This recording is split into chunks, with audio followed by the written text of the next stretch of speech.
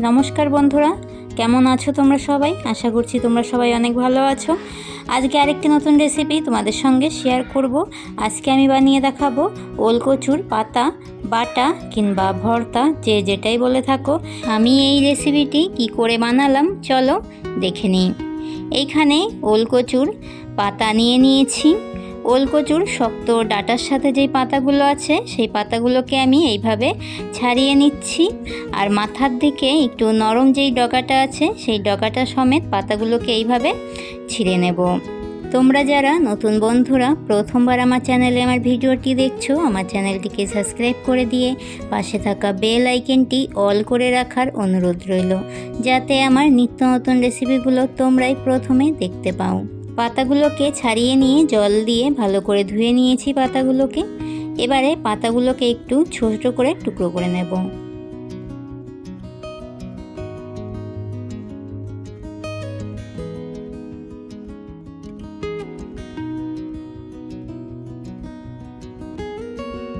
ওলের পাতাগুলোকে আমি একটু বড় বড় করেই কেটে নিয়েছি। পাতাগুলোকে একটু বড় বড় করে কেটে নিলেও কোনো সমস্যা হবে না।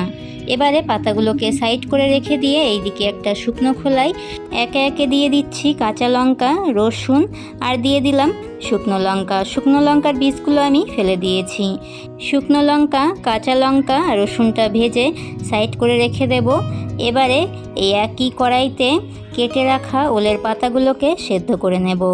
ওলের পাতাগুলো দিয়ে এবারে দিয়ে দেব জল, আর দিয়ে দেব সামান্য লবণ। লবণ আর জলটার সাথে ওলের পাতাগুলোকে একটু ভালো করেই সেদ্ধ করে নিতে হবে।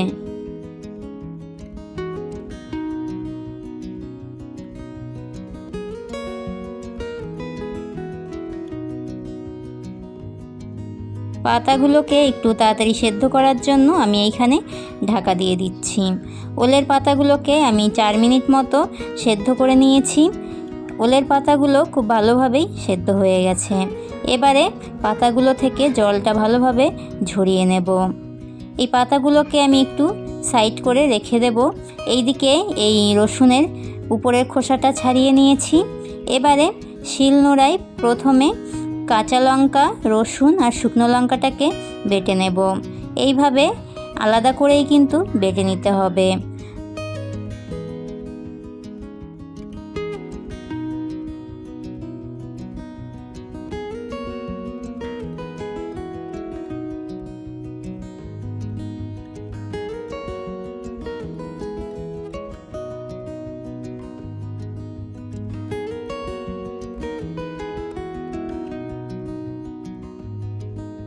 এবারে ওলের পাতাগুলোকে বেটে নেব। ওলের পাতাগুলো থেকে জলটা কিন্তু আমি খুব ভালোভাবেই ঝরিয়ে নিয়েছি। একটুও জল নেই, আর পাতাগুলো খুব ভালোভাবে ঠান্ডা হয়ে গেছে। তারপরেই আমি পাতাগুলোকে বেটে নিয়েছি।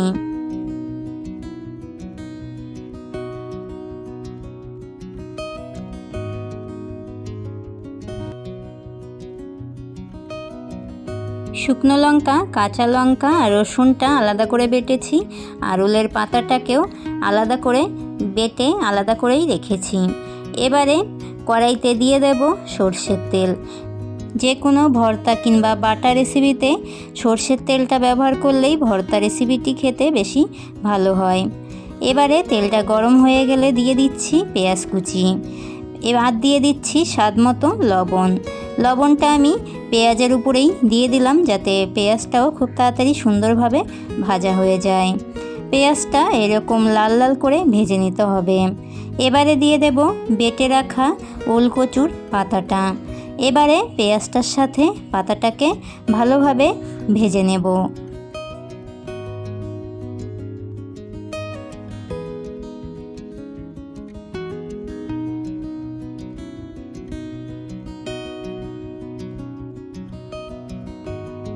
গ্যাসের আঁচটা লো ফ্লেমে করে দিয়ে পেঁয়াজটার সাথে ওলকচুর পাতাটাকে 3 মিনিট মতো ভেজে নিয়েছি।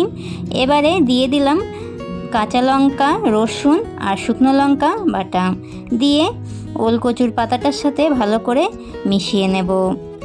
এই রকম যখন একটা দলা পাকিয়ে আসবে তখন বুঝতে হবে ওলকচুর ভর্তাটা রেডি।